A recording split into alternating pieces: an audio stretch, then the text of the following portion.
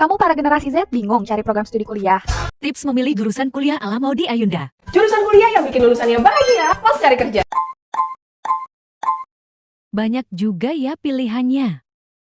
Yang mudah dipelajari apa ya? Yang gajinya banyak yang mana ya? Jadi bingung. Ya, kesini aja ah. Halo semuanya, perkenalkan nama saya Dwi Fitri Ramadhaniati dari kelas Manajemen 2 Rek B. Selamat datang di kampus utama Muhammadiyah Riau yang berada di Simpang Komersil Arengka, Jalan Tuanku Tambusai. Di sini ada berbagai fakultas, mulai dari Fakultas Ilmu Hukum, Fakultas MIPA dan Kesehatan, Fakultas Ekonomi Bisnis. Seperti yang sedang saya jalani yaitu program studi manajemen. Saya memilih Muhammadiyah Riau sebagai tempat sarana saya menuntut ilmu dikarenakan program studi manajemennya telah mencapai akreditas B dan insya Allah sedang menuju akreditas A. Selain itu, terdapat pula pengajar profesional dalam bidangnya dan salah satunya adalah dosen lulusan dari luar negeri. Selanjutnya, ini adalah ilmu yang saya dapatkan dari mata kuliah Manajemen Teknologi Informasi yang diampu oleh Bapak Iqbal Ahmad, SEMM. Manajemen Teknologi Informasi. Pada materi kita hari ini terdiri dari teknologi informasi, perangkat komputer, pengambilan keputusan di level manajemen. Teknologi informasi adalah segala sesuatu yang berkaitan dengan pengolahan, penyimpanan, dan penyebaran informasi dengan menggunakan teknologi elektronik. Dalam era digital seperti sekarang ini, teknologi informasi menjadi semakin penting karena hampir semua aspek kehidupan manusia tergabung dengan teknologi ini.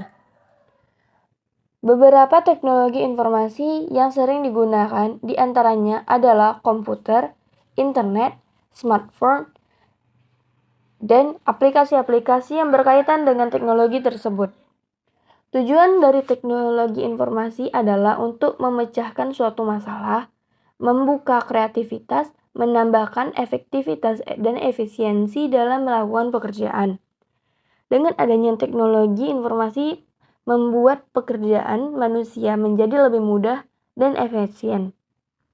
Banyak dampak positif dan negatif dari teknologi informasi. Keuntungannya dapat kita lihat dengan adanya banyak kemudahan, hampir akses yang tidak terbatas, seperti mendapatkan beberapa materi yang hanya ada di luar negeri atau jurnal-jurnal di luar negeri. Namun kita yang ada di Indonesia kita dapat membukanya.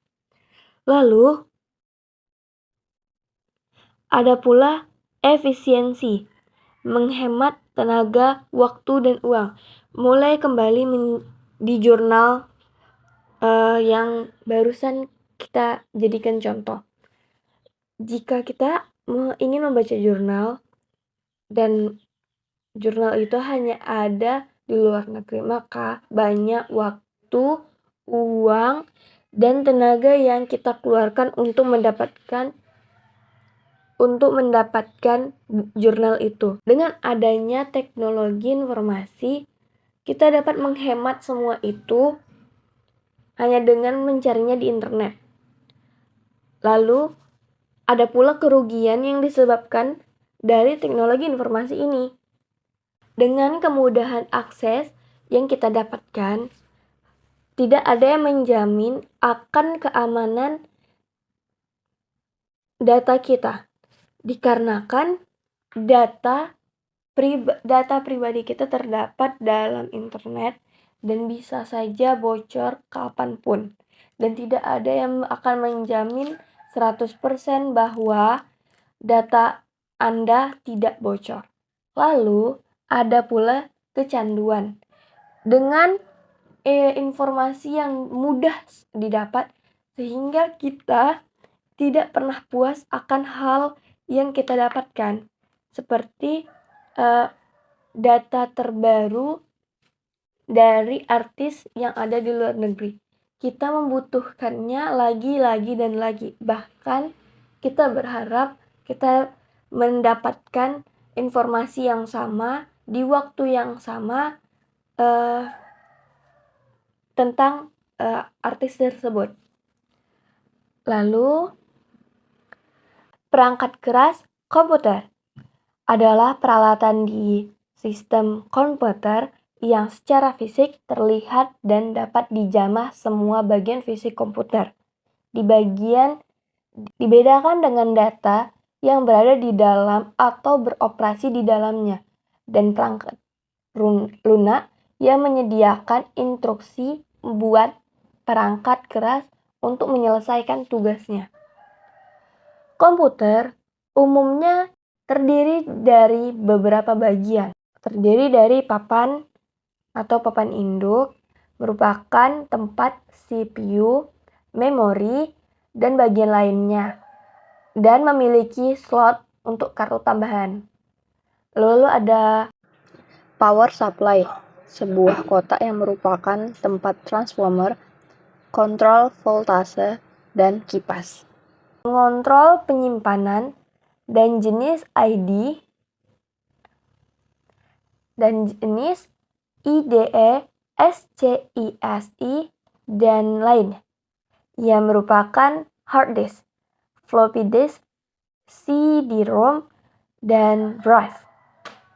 Pengontrolan penampilan video yang merupakan output untuk komputer display. Komputer bus paralel serial USB, firewire untuk menyambung komputer dengan alat tambahan luar lainnya seperti printer dan scanner. Pentingnya hardware. Drive perangkat keras adalah program kecil yang memungkinkan sistem operasi untuk berkomunikasi dengan perangkat keras tanpa driver. Tanpa driver, sistem operasi tidak dapat menggunakan perangkat keras. Perangkat software merupakan data elektronik yang disimpan sedemikian rupa oleh komputer itu sendiri. Data yang disimpan dapat berupa program atau instruksi yang akan dijalankan oleh perintah maupun catatan-catatan yang dilakukan oleh komputer untuk menjalankan perintah yang akan dijalankannya. Perangkat lunak atau software terbagi menjadi 3. Sistem operasi merupakan sebuah penghubung antara pengguna dari komputer dengan perangkat keras komputer. Bahasa pemrograman. Program yang digunakan untuk penerjemahan instruksi-instruksi yang ditulis dalam bahasa pemrograman ke bahasa mesin dengan aturan atau prosedur tertentu agar diterima oleh komputer. Perangkat lunak aplikasi memanfaatkan kemampuan komputer langsung guna melakukan suatu tugas yang diinginkan si pengguna. Kebutuhan informasi dan tanggung jawab. Pengambilan keputusan dari 3 tingkatan manajemen. Yang pertama, top manager. Memformulasikan strategi, kebijakan, sasaran, dan rencana jangka panjang. Membuat keputusan strategis. Yang kedua, middle managers. Memformulasikan rencana operasional dan sasaran untuk mengimplementasikan strategi, membuat keputusan operasional. Yang ketiga, first level manager. Mengimplementasikan rencana operasional dan sasaran, membuat keputusan jangka pendek. Melakukan operasional bisnis sehari-hari. Sistem penunjang keputusan atau yang sering disebut SPK atau bahasa lainnya Decision Support System atau disingkat DSS. Suatu sistem informasi untuk membantu manajer level menengah untuk memproses pengambilan keputusan setengah struktur atau semi-struktur supaya lebih efektif dengan menggunakan model-model analisis dan data yang tersedia. Tujuan penunjang keputusan membantu manajer mengambil keputusan setengah struktur yang dihadapi oleh manajer level setengah. Membantu atau mendukung manajemen mengambil keputusan bukan menggantikannya. Lalu ada juga meningkatkan efektivitas pengambilan keputusan manajemen, bukan meningkatkan efisiensi. Pengertian dari data, informasi, dan pengetahuan. Data merupakan sesuatu hal yang belum memiliki arti bagi penerimanya dan masih memerlukan adanya suatu pengolahan. Informasi adalah hasil pengolahan data yang sudah dapat diterima oleh akal pikiran penerima informasi yang nantinya dapat digunakan untuk mengambil keputusan. Pengetahuan. Pengetahuan terdiri dari informasi yang sudah diorganisasikan dan diproses untuk memperoleh pemahaman dan pengalaman sehingga dapat diaplikasikan dalam masalah tertentu. Terima kasih untuk teman-teman yang telah menonton video ini hingga selesai. Semoga kita dapat bertemu lagi di lain waktu.